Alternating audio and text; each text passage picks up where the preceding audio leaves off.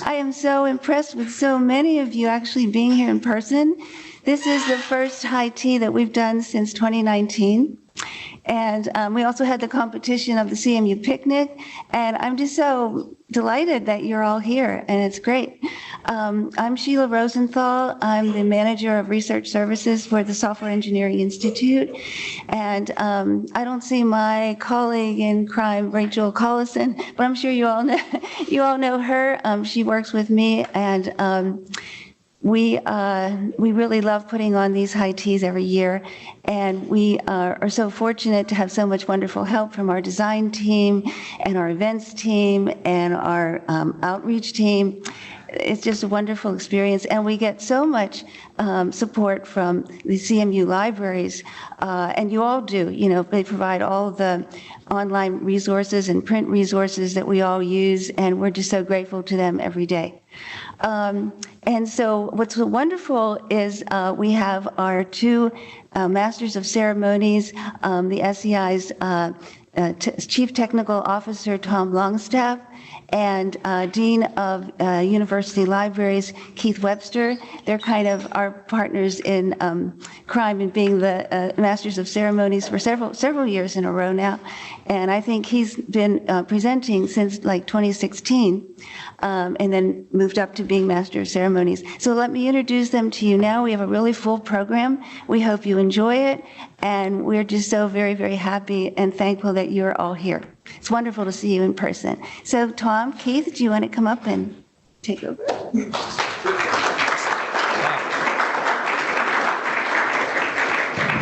I'm sorry, I'm going to use one of these mics.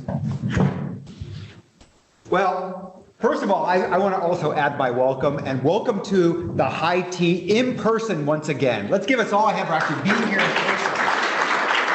Yes. We're not hybrid, we are being recorded, but we're not hybrid, we really are going to be here. And this real honest tea that you can actually go out and have, along with making your own bouquet and doing all the wonderful things that we're going to be able to do to talk with each other in person again.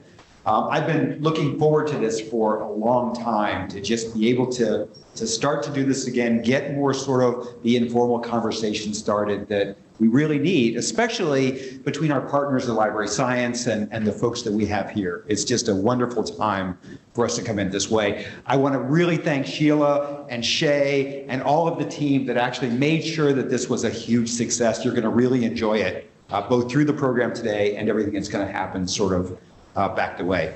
So a couple of remarks, and then I'll turn it over to Keith. The program today is a really interesting, you might think eclectic set of talks, but it really all wraps around a common theme about talking about the future of the way science is actually going to be performed. The historical way that we've thought about science with regard to the hypothesizing and experimentation, publication, that is undergoing a serious and really earth-shattering change. Some of it driven by technology, some of it driven by what we can do with artificial intelligence, but a lot of it just being done through automation and through our ability to reproduce science in a way that we've really never been able to do before. Some of the difficulties, especially for those of you in cybersecurity, have remembered that you could do a lot of good research in cybersecurity, but you could not reproduce it. It was impossible. Mainly because the technology will have moved on, the data will have moved on, so there was no way to recreate the conditions of the test to actually sort of get that in place. And that was actually true even in fields like chemistry and biology and genetics and everything else that we would have. Reproducibility has always been a real challenge. So if we look at the future of where we're going with regard to that thread of science and where we're going throughout all of this, we can really think of science that's going to be not only reproducible, but done in a way that is fast, that is accessible to a wider variety of people who didn't have the labs in the past, and to change the nature of what it means to go to publications. And as all earth-shaking changes, it's going to create a huge problem for us in terms of the generation of publications and the generations of material and data. The amount of data that we will be generating through automated experimentation and reproducibility is going to dwarf anything that we've seen in the past that comes into this. It is just going to be incredibly voluminous and dense, and even the idea that's daunting on how would you search it and actually find the stuff that's relevant is going to be an impossible challenge for the near future and something we will be able to address as we move forward. So think about that as we go through this thread today with regard to what we're doing in experimentation and in science and what we're doing in cybersecurity and how we're kind of bringing this together with the entire concept around open source. I'm really happy that you're here. I'm very pleased that we're going to be doing this particular topic at this time. I think it's absolutely timely, as you'll discover, immensely, even more timely than we would have guessed when we decided on the topics for this as we come out. I've really enjoyed it. I've learned some new terms that I think you're going to learn as well within the science. And with that, I'm going to turn it over to Keane. Okay, thank you, Thomas. It's interesting, 3-4 days after the Eurovision Song Contest, it felt like we were going to be the hosts for a moment. But thanks for the introduction, and it really is great to be back in person for the High Tea. It was always a highlight of the year. I would come here, I would eat a year's calories in one afternoon and then spend the next 364 days running them off, ready to fuel up for the next one. But more importantly, it is, I think, a tremendous opportunity for us to come together and learn about our respective research agendas, research priorities. And Tom is absolutely right.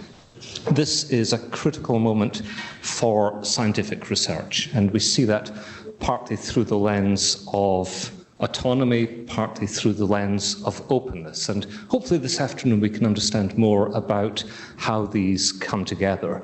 Those of you working in cybersecurity, I encourage you to think about work that I know colleagues around the world are pursuing about things like ChatGPT and scientific hypotheses.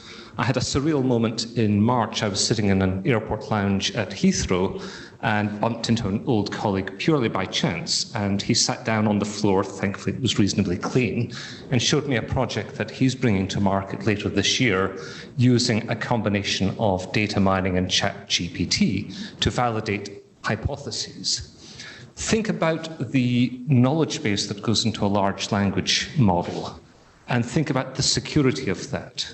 How do we validate and verify that the scholarly record that appears in a generative tool in a large language model, how do we know that that is the version of record?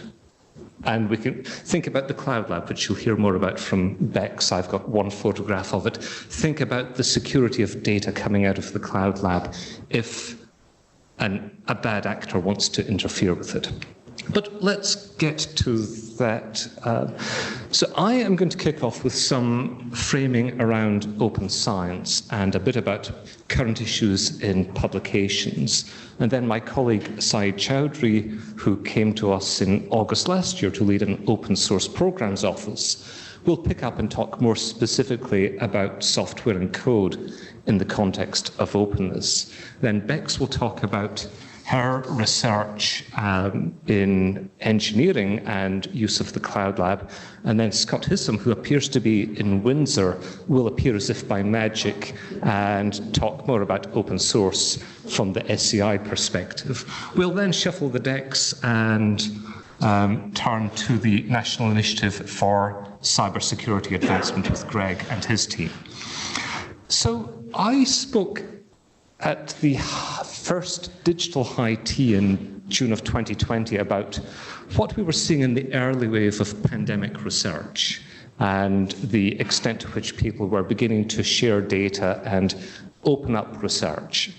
And what we were seeing in those early days was a combination of the quest for vaccines and the pursuit of treatments for COVID-19 were being addressed by people forgetting about national borders. Countries were coming together to share observations, share data, share trials. And people were breaking down the boundaries between universities, research institutes, governments, industry. People were rescinding any concerns about patents and copyright in the pursuit of advancing their quest.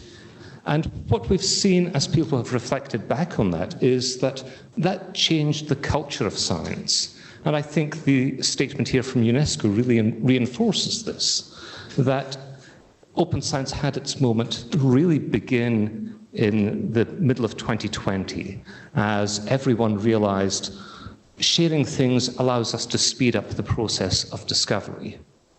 I was on a call with the White House Office of Science and Technology Policy around about that time, and the head of the OSTP said, we can't go back.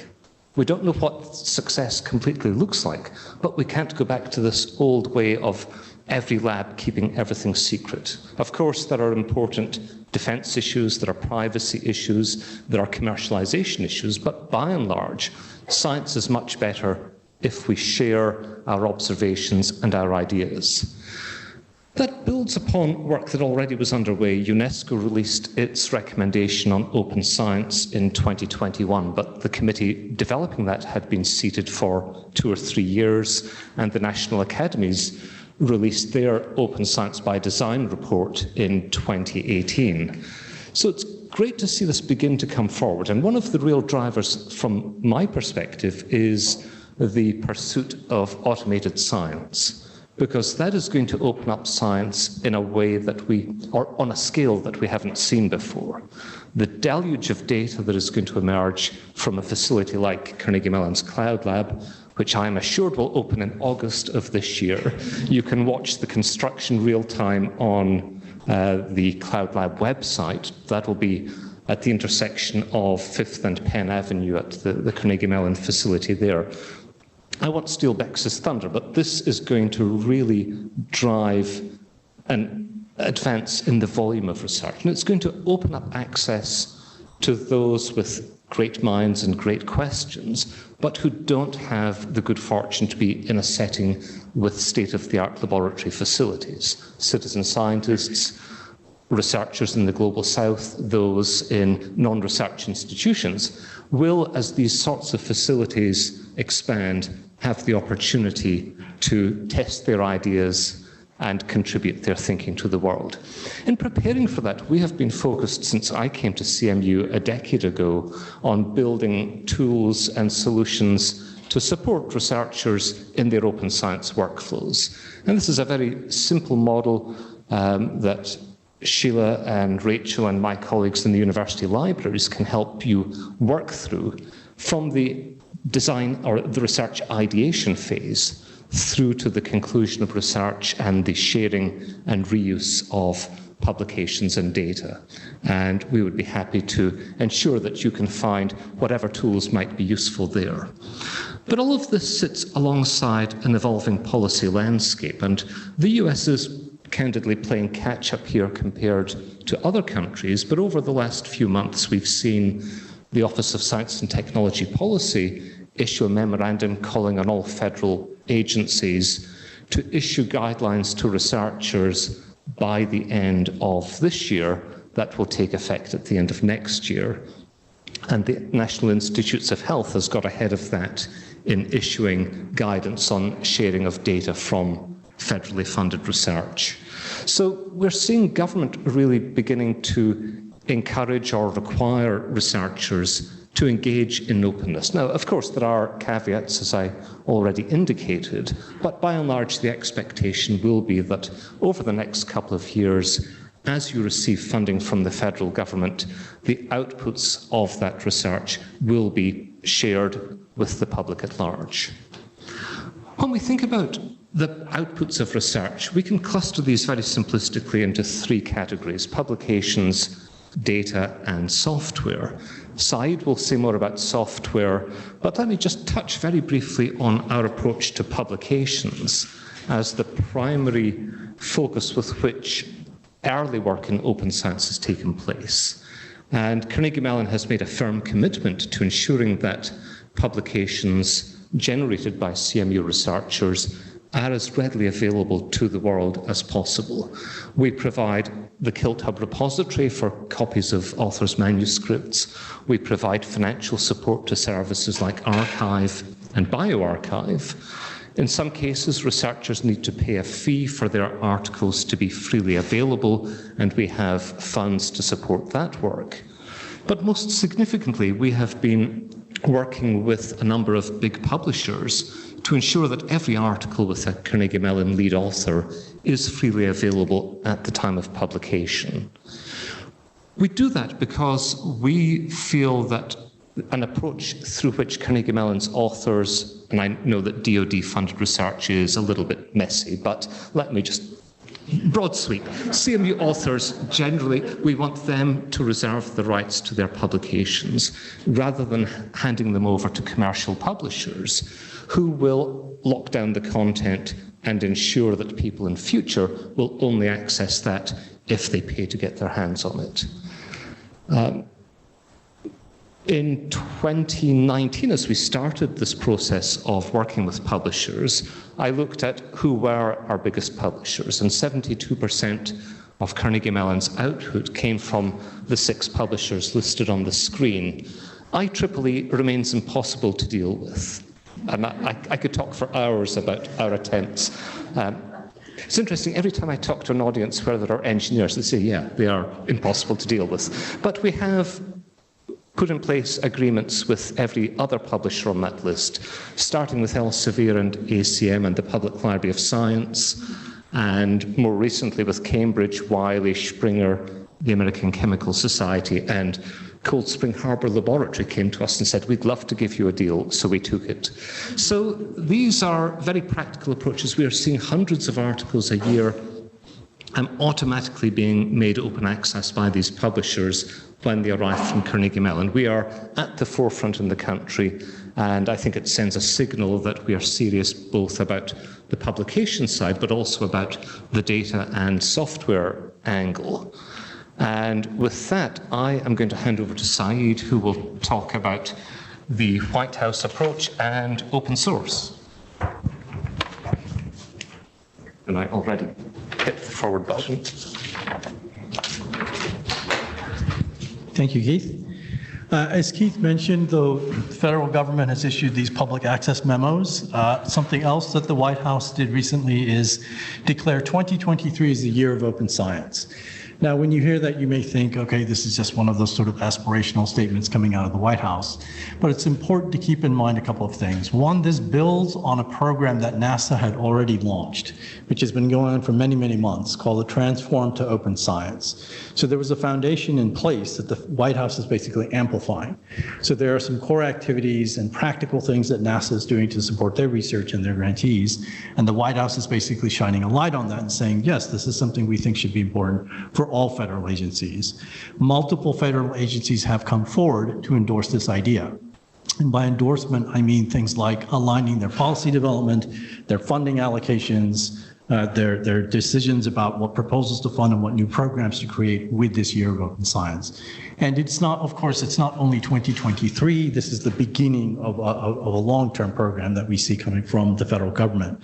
So this is a very important development and framework from which we can think about work within CMU as well. So Keith mentioned the Cloud Lab. We'll hear from Professor Taylor more about that and a real-world case study. I spoke to one of the leaders of Cloud Lab, Ed Dunley, and he said one of the reasons he likes CMU is we recognize when there is the next big thing.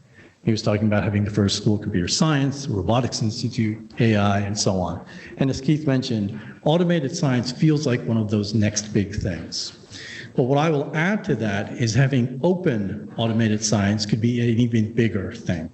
So what you may not know about Cloud Lab is the company that developed it did so for Bay Area startup companies. And they, by design, do not want to share the outputs of what they're doing with each other.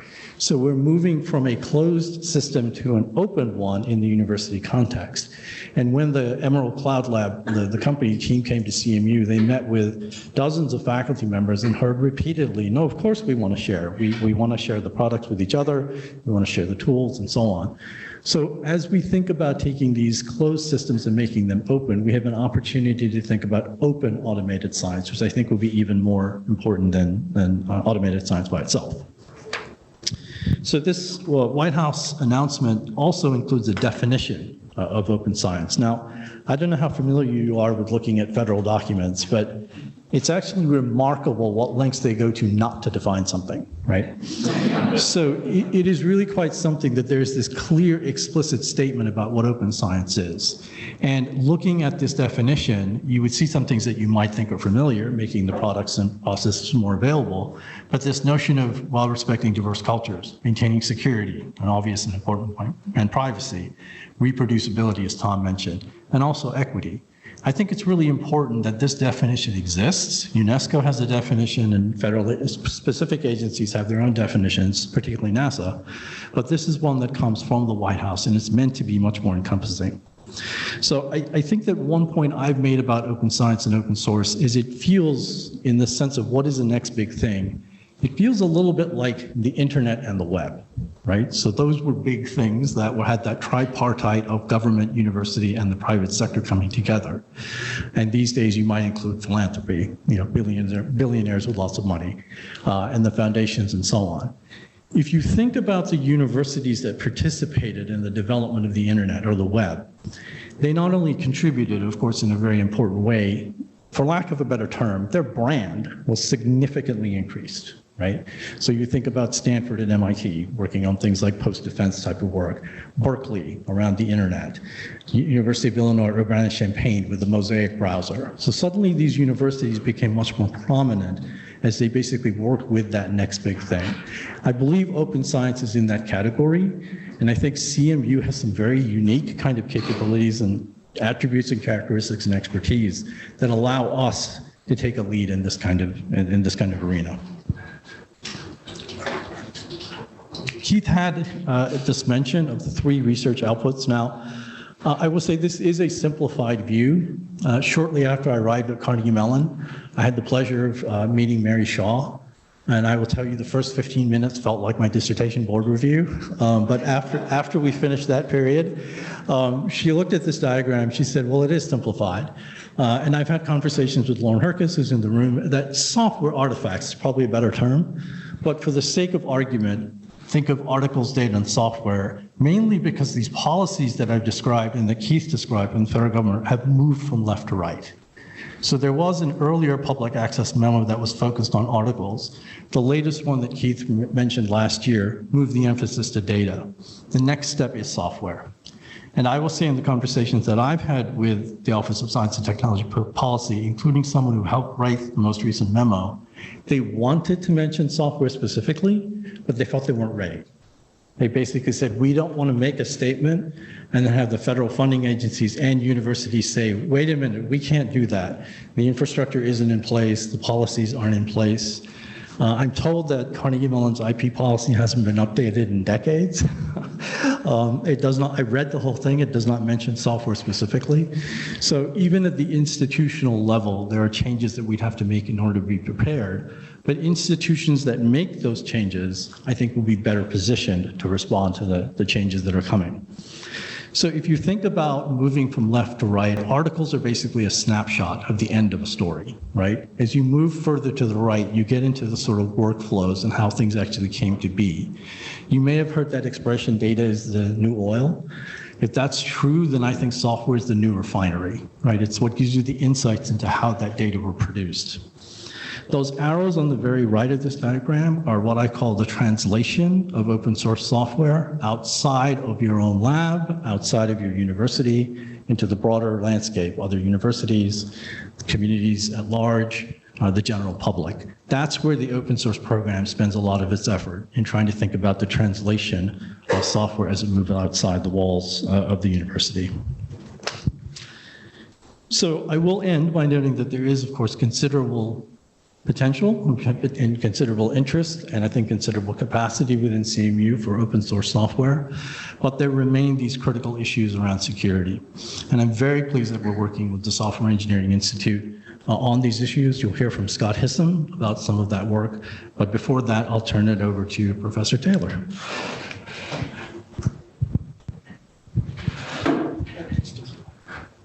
I think I can do that. Thank you, sir.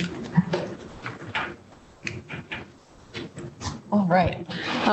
So hello, everyone. I'm Rebecca Taylor. Everyone calls me Bex. I'm the inaugural ANSYS Career Development Chair in Mechanical Engineering. My group works primarily using nucleic acid nanotechnology to do, as my student said, basically make cool stuff with weird things. But broadly, I want to talk to you about how this ties into Cloud Lab research and also open science and inclusivity more broadly. So this slide, which has a lot going on, is basically to show you that we're one of those labs that works on a wide variety of topics. So what holds it all together is structural DNA nanotechnology. And that basically allows us to weave DNA, typically DNA, sometimes other information-bearing polymers. We weave them together into little structures that are chemically functional, right? So we can make arbitrary shapes. And we literally program how they come together with the sequence of that DNA. We also program where we decorate them, what we decorate them with. And so it kind of starts in software for us. We make things like tiny mechanosensors. The landscape of what you could study, what you can build at the nanoscale, allows you to ask really fundamental questions about basic science. Right? So we're making a range of sensors to let us measure mechanical forces at the nanoscale, for example. We're also making interfaces to help us understand what cells are experiencing, but also to directly communicate with cells. And maybe that's overselling it, but I do talk about the language of the membrane a lot in my research group. Right? Other applications include things like advanced manufacturing. We want to build nanostructured materials from the ground up, and it sounds like science fiction, but I think you could expect that from the field in the coming decade, that it becomes a reality, that we're growing systems with integrated circuits that have three-dimensional structure. Okay, so there's all sorts of wonderful opportunities for this technology, but I can tell you it is extraordinarily laborious. It's complex to design. It's a fantastic sort of designer's dream, but there's a lot to be wished for with DNA origami. But let me show you at least the easy part, how it comes together. Once you've actually designed the sequences of DNA, this is a sort of a conceptual animation, not actually a molecular dynamics simulation, but we have a long piece of DNA, and we have short pieces of DNA that are complementary to multiple domains. And as we heat up and then cool this solution, the little streams that we call staples, and I can go back and show that one more time. Maybe.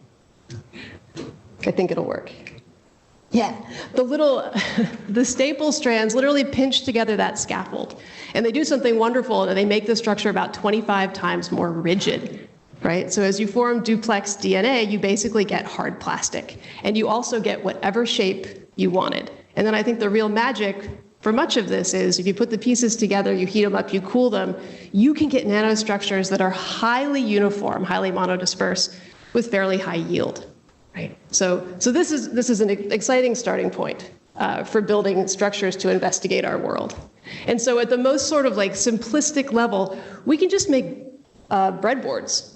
You know, we can just pick where we put our molecules of interest. We can take the shape of our structure and plug things together and think about it like Circuits Lab, for those of you that took Circuits Lab. But it's kind of like an erector set. We can do kind of just really general breadboard stuff. We'll work with arbitrary shapes, and we hack together our nanoparticles, you know, as needed. And so I come from manufacturing, from product development. My prior career before academia was in a lot of medical device development. And working in a field that's effectively a cottage industry has been eye-opening.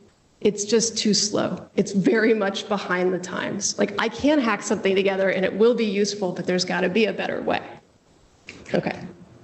Now I can go through, I'm just going to sort of touch on this, but I do want to give you a sense for why I think DNA nanotechnology is phenomenal and worth looking out for in the future. So here's the case study part.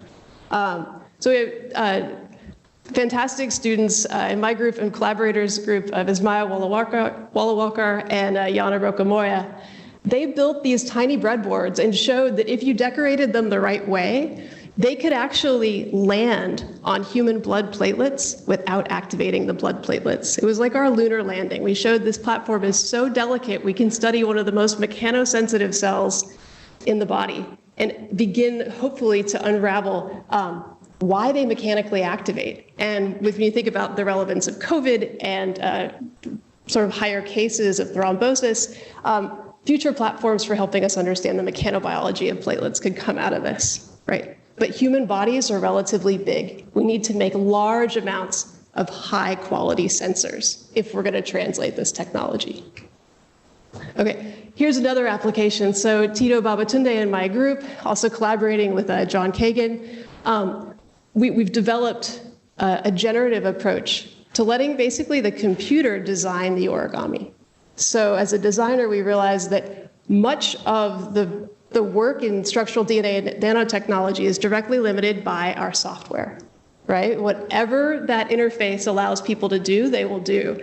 And then maybe there are a few people who will program their structures from scratch and make new tools. But fundamentally, the tools that exist limit this. And we started asking questions about, why don't we design not for appearance? Why don't we design for function? And how would we begin to approach that problem? So we're developing software to help us make better structures that form more effectively and perform as we'd wish. So anyway, so there's, yeah. For us, I think I would say like this software thread carries through. And then finally, I would say, all the people working in my lab are getting a mechanical engineering PhD. Okay, and so we're asking them to do wild things, right? They're acting like software developers, they're acting like bioengineers. Weitao Wang basically had his first research experience doing molecular dynamics simulations and actually understanding the spectrin network in the cell.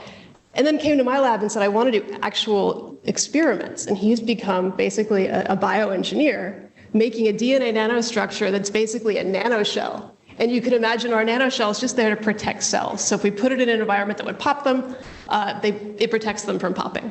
Anyway, so he's doing the design and the synthesis and the manufacturing and the bioengineering. And my point for these students is I'm amazed by them because they're CMU kids and they're phenomenal. But I'm asking a lot. And I might be asking too much. And I'm certainly asking too much when it comes to master's students and undergrads, because it takes about 6 to 9 months to get trained in my lab. And I want to work with undergrads, but literally they can't stick around long enough to be cleared to work in my lab. And if you think about how great it would be if on day one, they could fire up a program, design a nanoparticle, and then queue up an experiment and get data, it would just transform our experience, right? And also you think about like where they could be when doing those experiments. We'd like to draw from a really large pool of undergrads, but also even high school students to do this work, because you no longer have to be devoted to living in the laboratory to be able to accomplish many of these techniques. Okay. So then the cloud lab, this is your second introduction. I think this is how, this is kind of why we're so excited about the cloud lab. So here's another rendering from the Emerald Cloud Lab. And essentially, it's largely robotically automated, and you can imagine this sort of full stack of life sciences equipment housed in one place, and you can write your script. So not only was the design side software, but now the science is also software, because we have a script that tells the robotic liquid handler what solutions to pipette together, and then what instrument to use to, say, anneal them, and what process to purify them. We can encode that. And I don't want to minimize just how incredibly difficult that is. That's not going to be a smooth process, but it's worth investing so much in, because once we have functional processes, these processes can be performed over and over. They can help us scale up. They can help us collaborate across industries, right? And so I think this will be really transformative. But also from a manufacturing perspective, every pipette step is recorded. There's a photograph taken like every time that you have a solution of interest. There are like barcodes that track the entire process. If you like data, right, the dashboards that I anticipate coming up for the users are going to be really exciting, because it's like running your own factory, right? So anyway, so this is a fascinating process, and we're really excited about it. And so of course we've invested, I think, multiple years. This is our second year that Sebastian Arias and my group has been developing the tools to do this. And so to date, what I can report is we can mix buffers, we can create pre-stocks, which are no small feat, because origami typically have about 200 different components. Like, if I were going to remove one thing from my grad students' lives, it's all the pipetting that they would have to do to make the nanotech. So no one in my group is upset.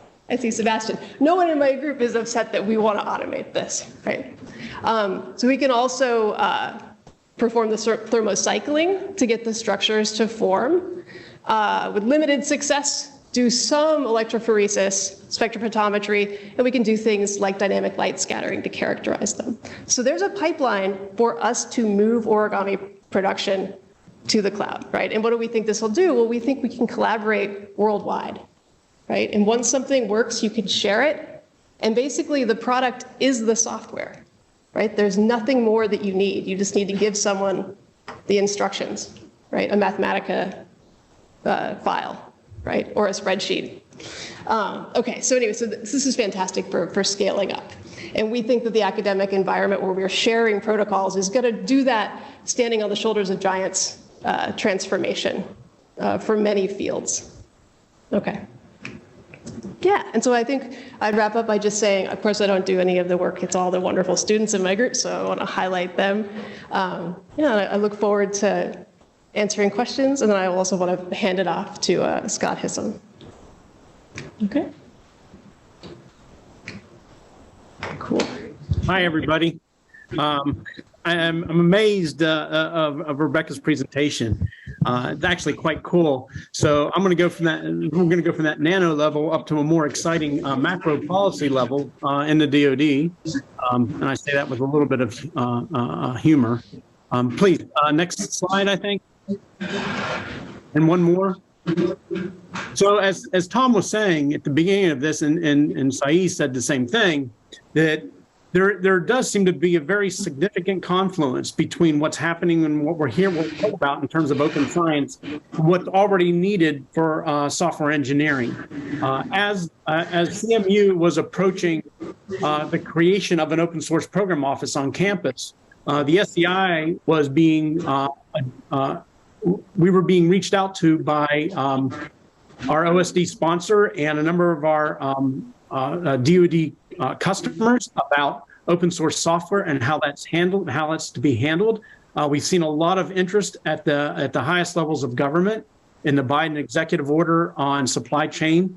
And as a result of that, we've seen memos out of OMB and interest out of CISA about supply chain health and secure software development, mostly in part. More importantly for us was a recent memo coming out of the DoD CIO's office in January of last year, which really was a culmination of more than a decade of experience in posturing for open source software.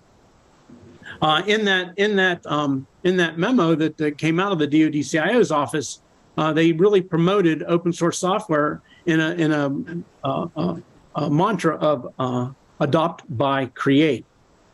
This mantra is not only for the use of software and also for the creation of software, but situating open source software on the forefront of that. And from that perspective, then, the SEI has been looking at how do we basically implement some of that guidance and how do we implement a lot of the directives that have appeared in those OMB memos and those executive orders coming out within the customer bases we work with. We know that there's a number of threats that are actually software provides a threat surface for vulnerabilities and malicious code within the DoD industry, but it also is one that doesn't just apply just to open source software, but also is responsible from proprietary software and commercial off-the-shelf software. And so the SEI, we think, it has the right mission, it has the right place, and it's the right time to start addressing some of these issues in a more meaningful and principled way. There are a number of groups within the SEI that have been working these demand signals from our customers. I like to think I've been in touch with a lot of them, and I'd like to continue to make sort of that same call that if there's someone that I haven't talked to, please reach out to me. But one of the things that we've been doing with Keith Webster and Sayeed with respect to this problem is basically leveraging the new open source software program office that's now on campus. And we're using that as a means to not only provide us another perspective with respect to open source software, but actually help us reach out to people in the open source software community and bring them into the discussion about how the software engineering institute can address our customers' demand signals, basically. Next slide, please. So one of the interesting things about the OSPO and Sayeed probably could talk about this with greater detail, but they are connected with a number of open source program offices, not only at other academic institutions, but also around corporate institutions. And we've been able to use that network to basically bring a number of actual open source luminaries to the discussion. We've held now a total of 3 workshops talking about how the SEI is trying to move out on recommendations and implementations of how to incorporate and manage open source software as a source of software for our DoD mission sets. And what I found in doing this is I found a very, very interesting insight here is that software assurance, we already know, is an important facet for software-reliant systems. And most importantly, and Tom kind of touched on this before, and I heard this in listening to Keith and Sayeed, they were talking about reproducibility. These are very important aspects. The software has to be reliable, reproducible, and secure. And this is true for open science. And so these software systems, whether they are DoD mission sets or open science, they have to depend on software from a variety of sources and suppliers. And this is absolutely true for open source software. And so for us, software supply chains and reproducibility needs across this community are also very important. One of the things as we've been reporting on some of our trials with the community at large, what we've been able to do here, I've gotten some accolades, and I've also gotten some arrows. And the reason I got those arrows was pretty much because a number of the community said this is a very hard problem to solve. That is software supply chains. And so where this work is going for the SEI and where I think this is going to go, if it goes the way I hope it does, is I think that if we have the impact that I expect to have, I expect that the SEI will be able to lead the charge, and with the other FFRDCs as our colleagues, to provide specific and practical steps to DoD guidance in this area with respect to software supply chain, its health, and sustainability. That was my couple minutes here just to sort of tie that together and how the SEI is working with Carnegie Mellon in this space and their open source software program office. I'm going to hand it back to Keith now. Or so that ends part 1. So you think your mind is full now. I'm completely blown away by the stuff, and I'm learning new stuff every time I hear this. I had never heard the term DNA origami before I sort of read the slides here. And I keep thinking about the early days of 3D printing, and everybody said material science is going to be nothing but software. Now bioscience is going to be nothing but software. And, you know, as the Software Engineering Institute, I'm like, I've got bioengineering, mechanical engineering, chemical engineering. We've got software engineering, of course, and security engineering. And all of those are becoming basically, you have to know them all to do anything. I'm like, oh dear. 6 to 9 months, that seems short for actually learning everything you need to know to sort of do this particular area. But although this is sort of the end of the first part, we're going to bring everybody up afterwards and try to do some questions and whatnot here. But what I want to do is I want to get directly into the next part, and I'm going to let Keith, or actually I'll introduce it. So I guess we're going to start with Greg Touhill. In this case, and he is going to basically give the latest of the information on an about to be released research strategy for cybersecurity. Thanks, Tom. Hi, everybody. Hey, good afternoon, everybody. Well, I tell you what a hard and difficult act to follow. I want to enlist. How do I do that? You know, I discovered through your presentation that I'm kind of like the oil company security guy who who make sure that the transportation of the oil gets safely to the refinery.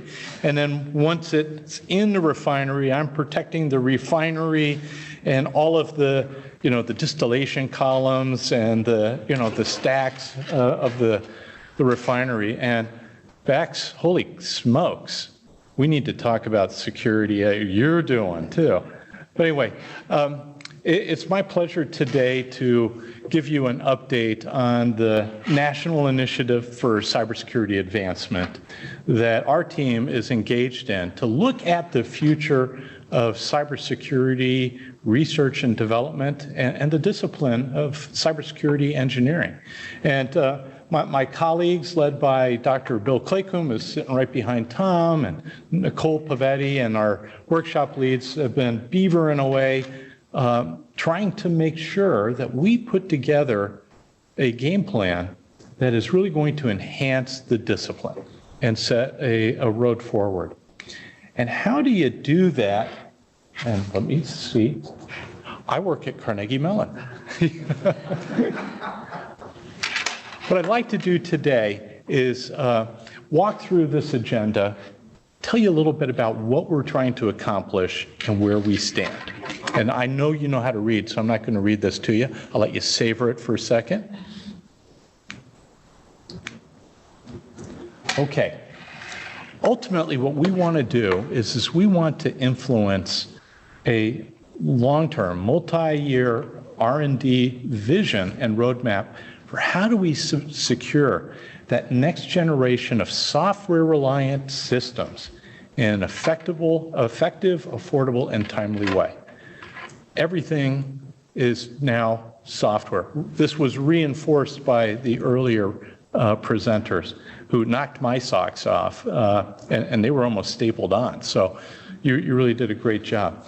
Ultimately, what we'd like to do is take a look at the current state of cybersecurity, which we've done, and provide an executable path forward for how do we get to that future state that's going to produce results for the nation in an effective, efficient, and secure manner. Now, as we've taken a look at the current state, we continue to see technology moving forward at a rapid pace. If we focus solely on a specific technology itself, we're going to be out of date by the time we publish, let alone by the time we change months. So we wanted to follow an actionable game plan that would set a taxonomy that is platform independent. And this is from the folks who helped to develop the DevSecOps platform independent model a year ago, which, by the way, was updated in November.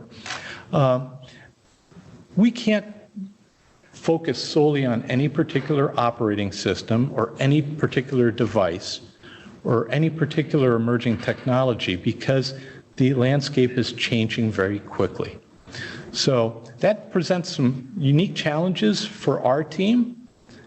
I think we've got something that will interest not only you, but also researchers in the area of cybersecurity engineering and beyond. Boy, my clicker is not moving as fast as I like.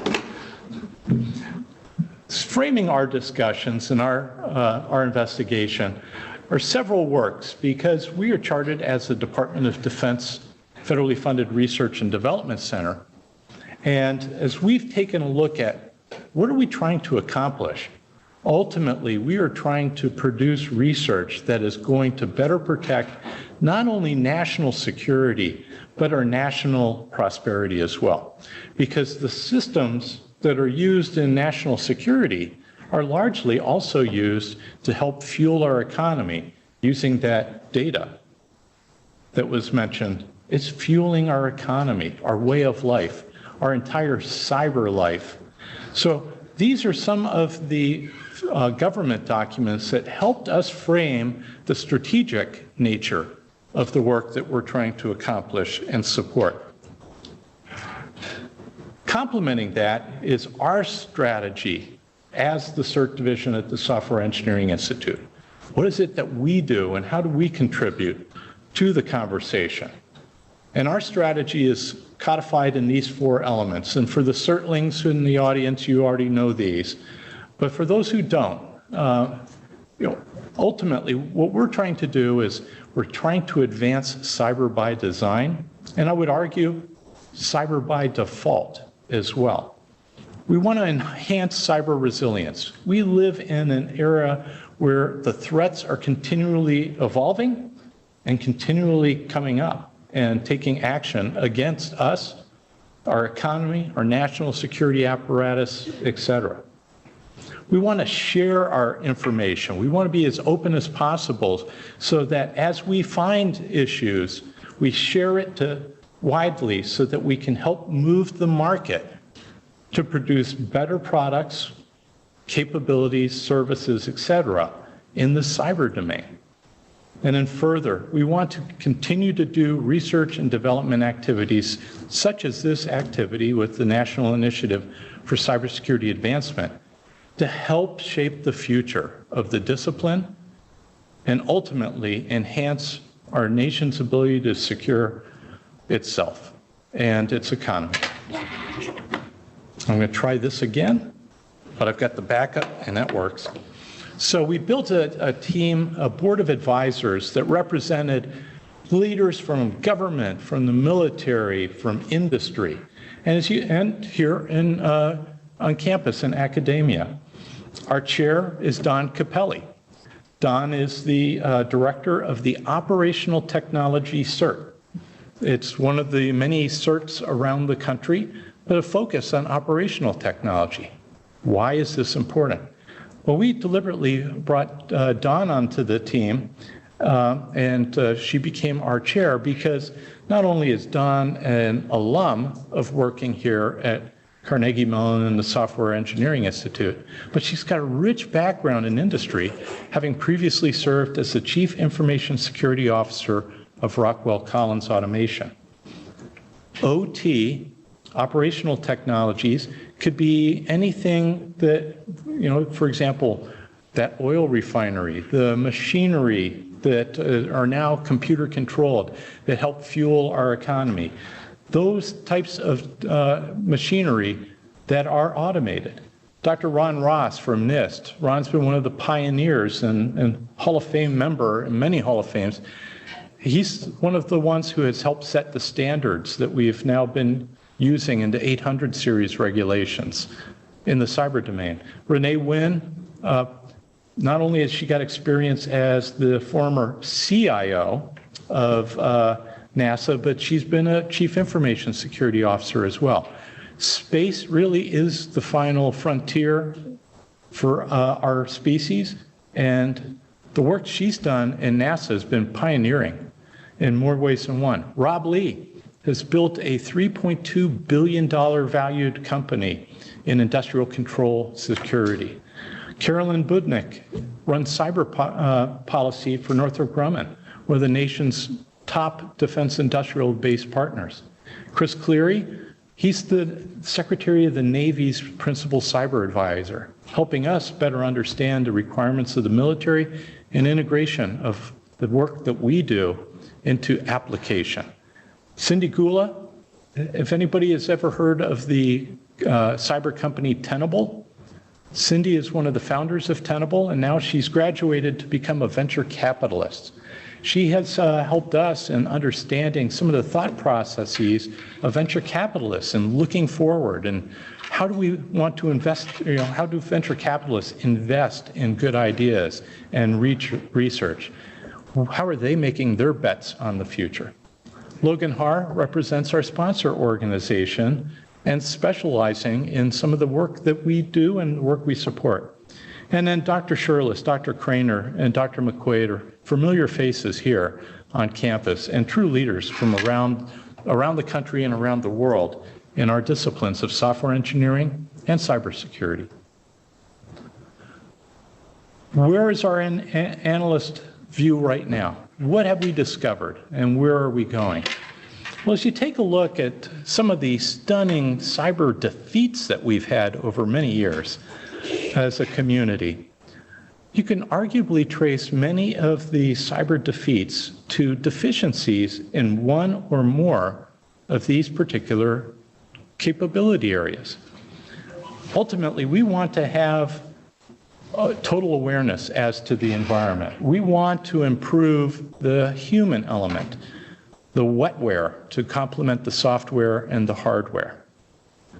We've seen problems with usability. I would tell you that complexity is the bane of security, and simplicity is the arch nemesis of our adversaries. We want systems that are easy to use, easy to train to, and can be plugged in and be effective from day one, without a long training tail that currently plagues our community of interest. We want capability that's able to withstand not only today's attacks, but also tomorrow's, that produces and performs as designed and functioned. We're looking at trustworthiness throughout the lifespan of the systems and the software. We want visibility. Too many blind spots continue to plague us in the cybersecurity domain. Everybody remembers the Target breach in the December 2013 announcement? And remember just the surprise, the shock and awe of finding that a small heating and air conditioning specialty firm from Allegheny County had some linkage to the big Target breach. Target didn't have full visibility into their supply chain, their linkages, but they didn't have full visibility. We've explored reducing the barriers that hide certain capabilities, and having better visibility, we believe, is one of the prime things that's going to help us in the future. And then flexibility.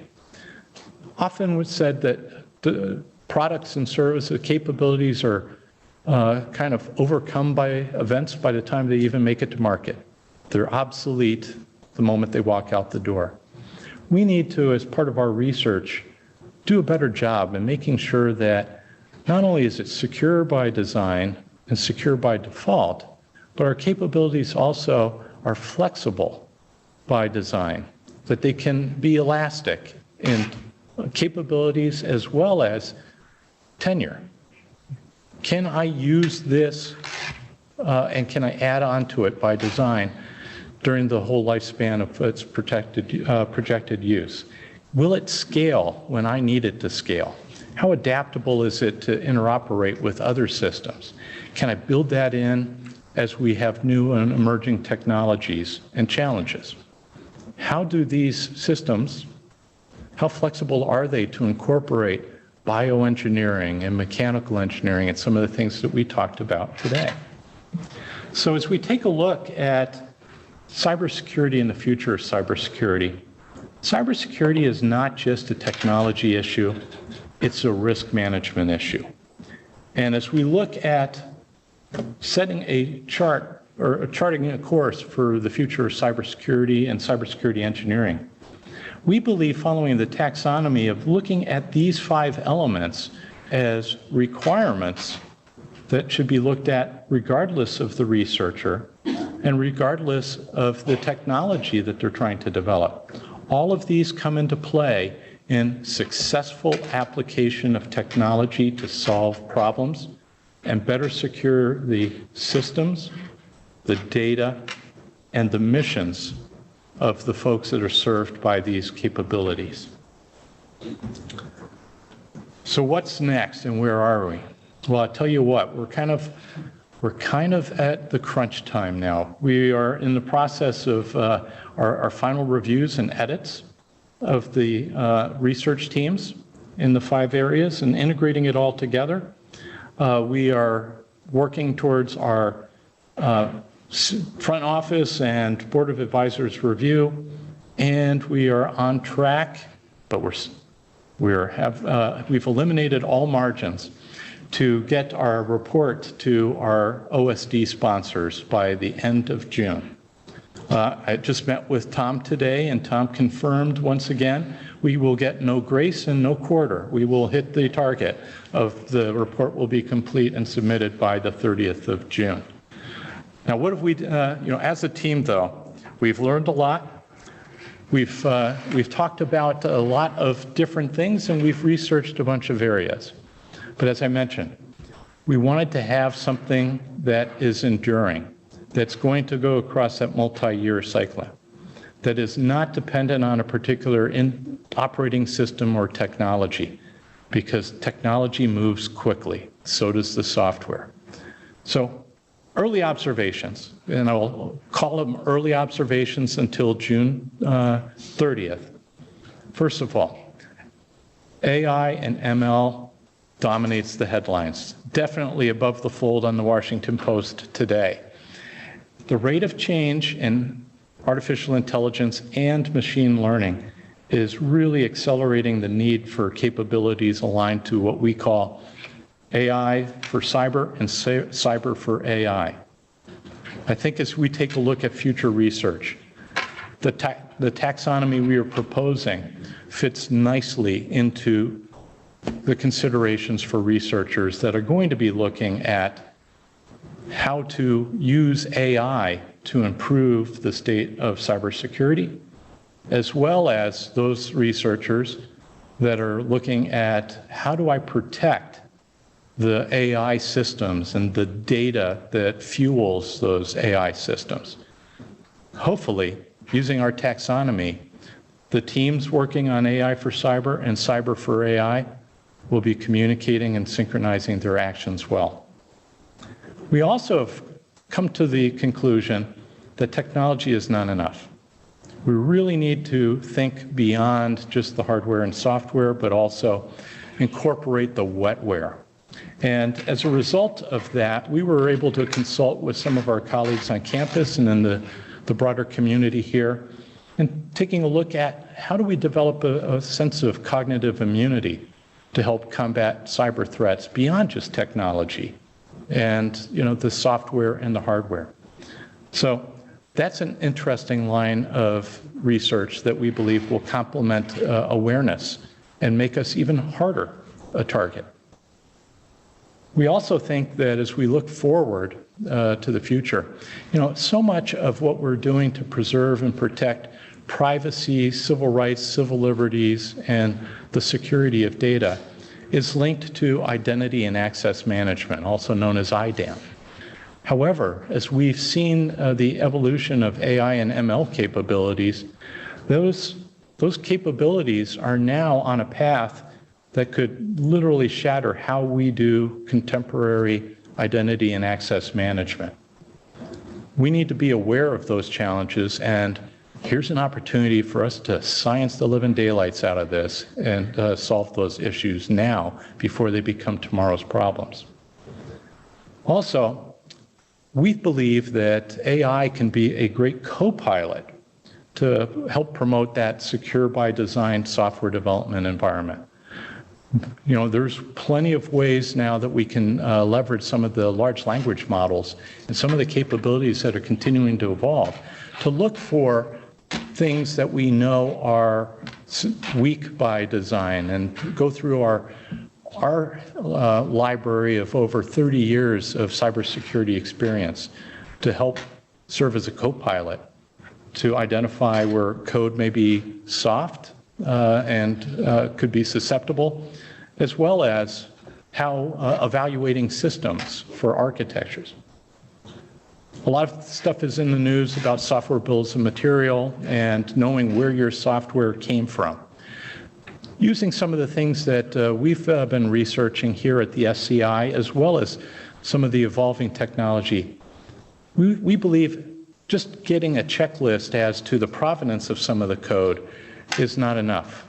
Having some sort of network transparency bill of materials where you take a look at and predict how's that software going to operate on the different networks and within the different taxonomies in which would be employed. That's research and work that needs to be done. And then the last two, and I see Dr. Will and Dave Swoboda and some others here, continuously adapting resilient systems are needed to combat some of these AI-enabled attacks at speed.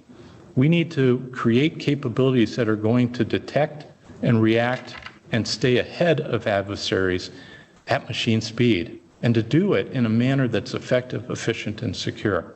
And I called out both of those gentlemen because they've been doing some great research in those areas.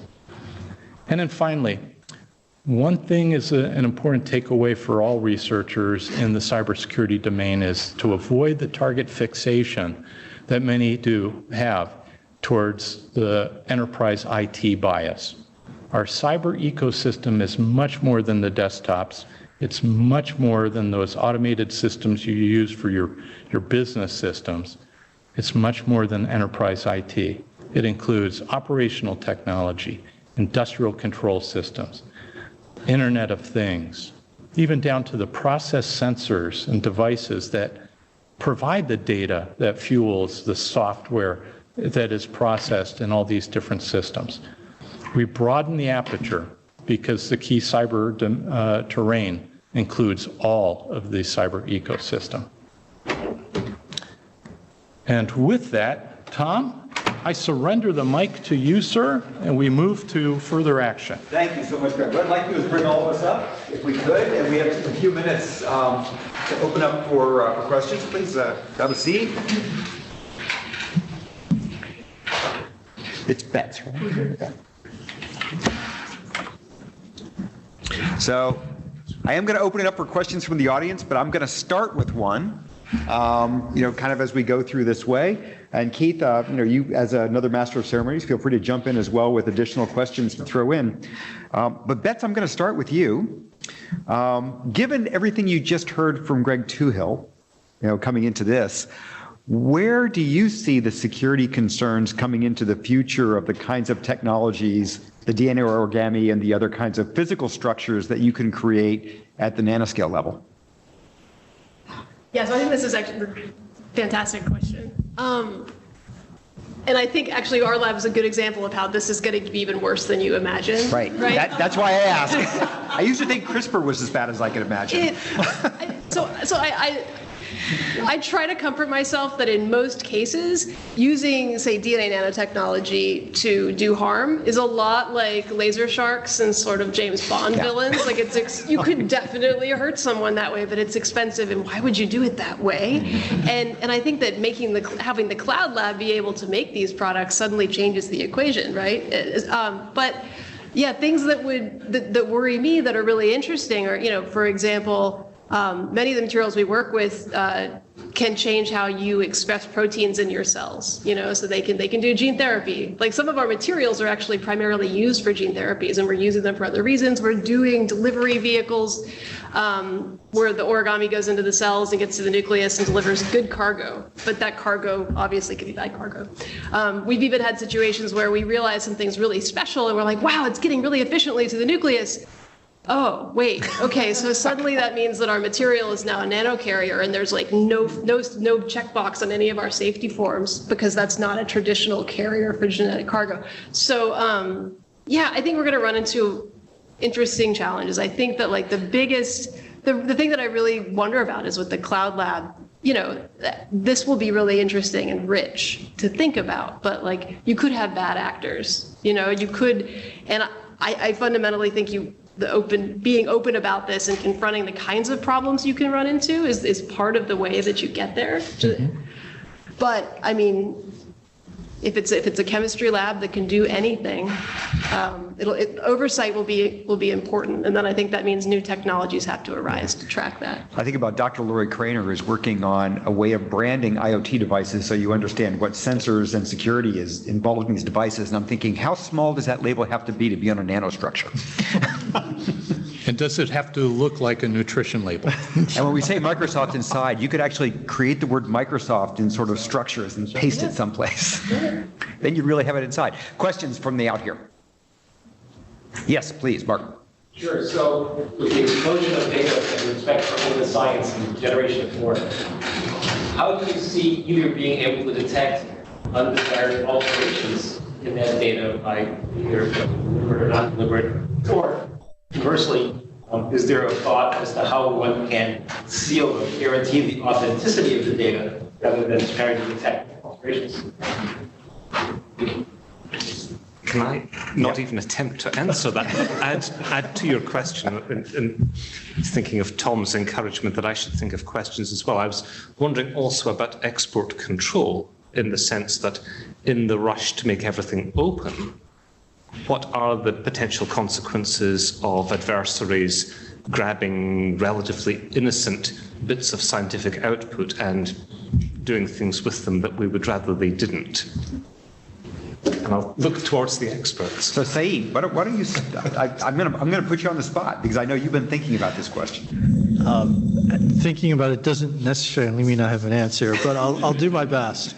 I think it is a complicated set of actions that have to happen. So let me try and organize the thoughts a little bit. So one thing I will say on the software side, right, is I used to be at Hopkins before I came to Carnegie Mellon, and I led the library team that supported the COVID-19 dashboard. So I ended up talking to a lot of the researchers at Hopkins that were involved in developing vaccines.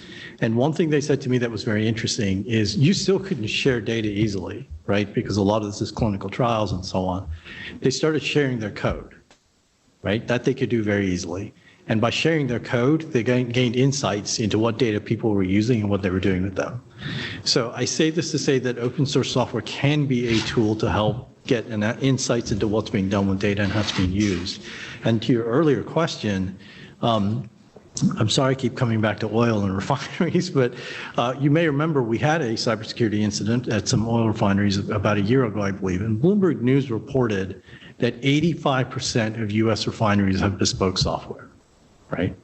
So the White House asked, can we do an audit of all the oil refinery software? Imagine how complicated that is in that case versus there's an open source software that they're using. So it has this sort of systematic capability if you use Cloud Labs open source software or refinery software. So there's a software element. Another piece that I think is really important is identifiers. So things like digital object identifiers or hashes and so on. But many of those were created for articles, right? They were about persistence of location, maybe persistence of resolution if somebody does the work of following how that happens. That they become less than ideal for data. They certainly become less than ideal for software. So I think one of the things we have to do is think about what kind of identifiers make sense, you know, for these objects that were not created as fixed static representations. Yeah, and Scott, you know, I see you online there, and I know that integrity attacks are a big part of what you've looked at over time and things there. So any thoughts on, especially Mark's question directly? So I was thinking, so I was like trying to find parallels between things that we know we can do, right? So I immediately jumped to anti-tamper techniques, verification techniques. We can see some of that. We do that in software engineering all the time. I mean, even to elements as small as certificates, we verify certificates, and we verify their chain back to the authoritative source. Can those same kind of structures be used to wrap open science data in some way?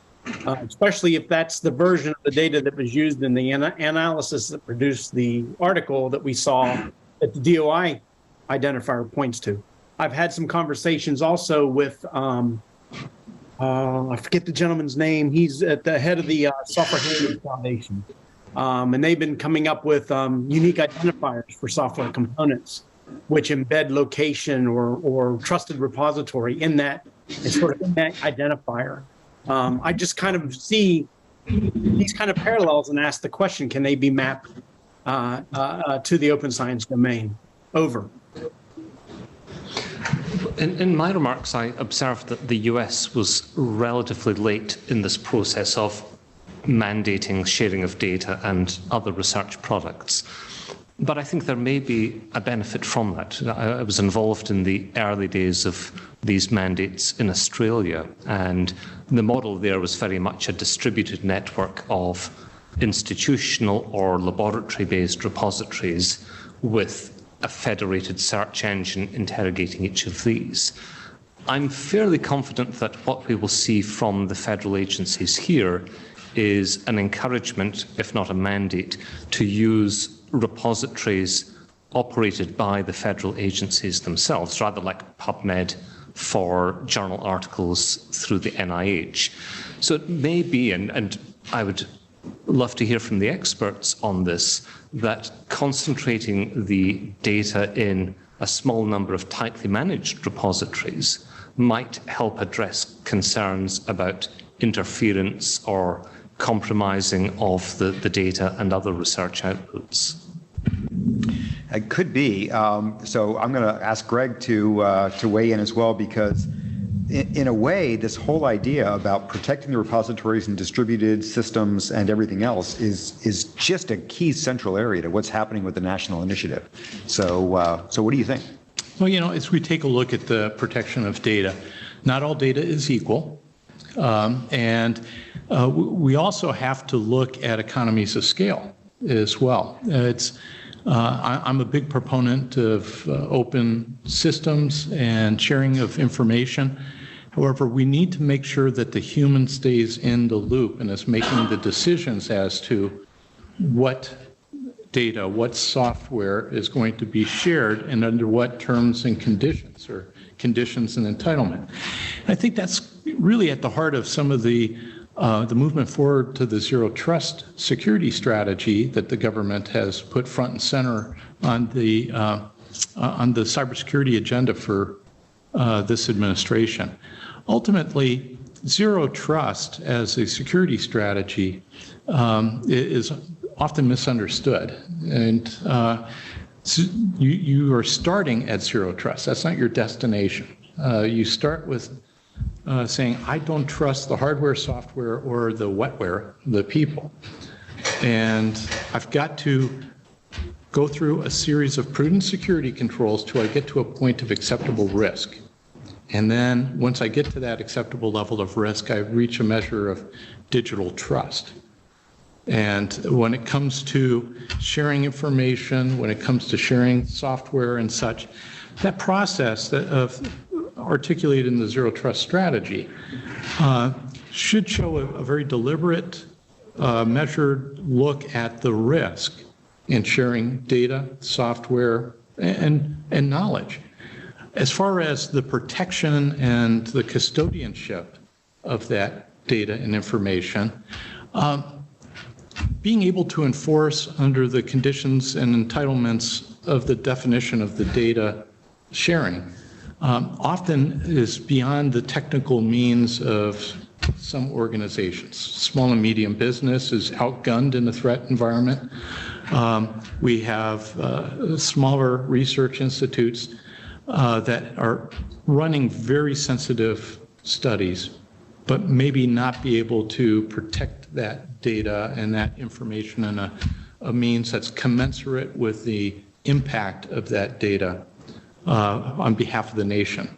And as we take a look at our critical infrastructure, we have 16 designated critical infrastructure sectors with corresponding sponsoring departments and agencies that do have resources and are working together across the federal government to make sure that we do have hardened repositories that are well-funded, well-provisioned, and can, in fact, better protect that information than perhaps just in one location. And so what I think we're seeing is a voluntary sharing of capabilities. And the government still has, here in the United States, still has made information sharing a voluntary activity. I think we're going to continue to see that taking place. But clearly the trend is more and more organizations, regardless if they're critical infrastructure oriented, academia or the like, are seeing there's benefits in sharing into some of these government-run repositories, because the different access controls that are now being put in place under the Zero Trust Security Strategy provide a level of confidence that the government is in fact doing the right thing the right way and at the right time, and protecting the integrity not only of the data, but the who shares and under what conditions and entitlements. Yeah. So we're getting close to when tea will be served. So I'm going to leave us on a sort of a science fiction note. Bets, I'm coming back to you on this. So can you, your whole goal in all of this has been to take what used to be a horribly manual process of pipettes and chemical analysis and months of work to create one small structure and turn it into a procedure that's software that you can envision, code the software, and then create the structures in the nanoscale. And am I summarizing that badly? That's pretty, yeah. That's pretty accurate. So Midjourney's doing that now for pictures. Can you envision a day where I'm going to go to someplace like Midjourney and say, give me a structure that looks like X, and then go to another large language model and create the procedure that's going to go to the cloud lab and make it? Yeah, I mean, I think it's already happening, and so I know that I know the group for whom that's the stated goal, and I would say like one of my students likewise is really excited. It's really excited about this. So this combination of what we know in the AI engineering world is going to be yet another engineering field that we all have to know in order to work in this area in the future. And I think like I bring it back to cloud labs and sort of answer the previous question another way, which is that there may be risks that will identify as we make these protocols shareable, but the way that science is done right now, to throw shade on all scientists, basically, is it's not replicable. There's a replicability crisis. And what it means is I can tell you how I did it and be confident that you can't do it. And that's really bizarre, right? And so the idea that you can tell someone exactly how you did it and they have a facility to replicate that, it allows you to only then start working on a playing field where you can then start building tools for validating the production of your system at different time steps along the process. And that's what I really want to see, because as a manufacturing engineer, I want to know that like we're making what we said we'd make, and now we have metrics to actually assess, has this been corrupted, or is this going as planned? And so I think that's really, really exciting. But kind of only once we can do that with that level of precision, then the idea that we'll create tools that allow some computer to imagine a future we never thought of. I think that's wonderful, and I think it's also possible, but we have so automation. When it happens, you heard it here first. And with that, I think Keith and I would like to invite all of you to join us just next door. No, please. This wonderful group that they did such a wonderful job, and I hope that many of them will come back next year for next year's High Tea. And I loved working with all of you. And can they have a big round of applause?